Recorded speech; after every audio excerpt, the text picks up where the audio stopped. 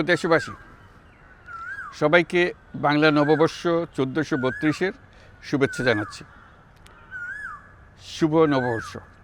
পহেলা বৈশাখ আমাদের প্রাণের উৎসব, বাঙালির সার্বজনীন উৎসব।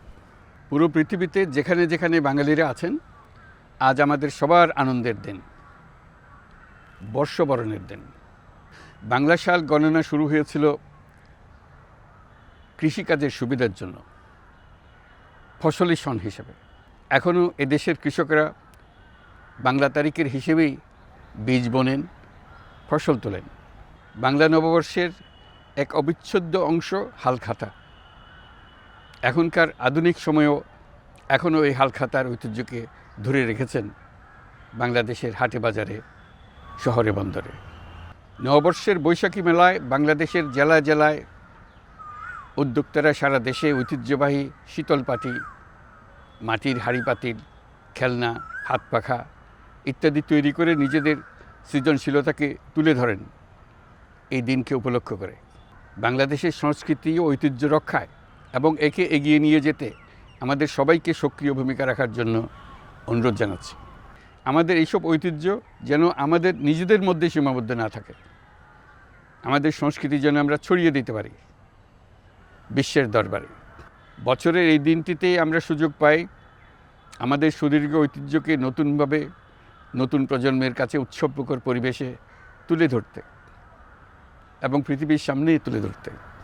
পাহাড় ও সমতলের বিভিন্ন জাতিগোষ্ঠীও চৈত্র সংক্রান্তি ও নববর্ষে এবার বড় পরিসরে উৎসব উদযাপন করছে। পহেলা বৈশাখ সম্প্রীতির দিন, মহামিলনের দিন, আজ সবাইকে আপন করে নেওয়ার দিন। এবারের নববর্ষ নতুন বাংলাদেশের প্রথম নববর্ষ। আসুন আমরা বিগত বছরগুলোর গ্লানি, দুঃখ বেদনা, অসুন্দর ও অশুভকে ভুলে গিয়ে নতুন প্রত্যয়ে, নতুন উদ্যমে সামনের দিকে এগিয়ে চলুন নতুন বাংলাদেশ গড়ে তুলি।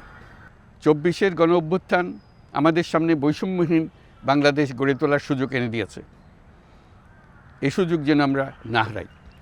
বৈষম্যহীন বাংলাদেশ গড়াই হোক এবছর নববর্ষের আমাদের অঙ্গীকার। আমি নববর্ষের সকল আয়োজন ও উদ্যোগের সাফল্য কামনা করছি।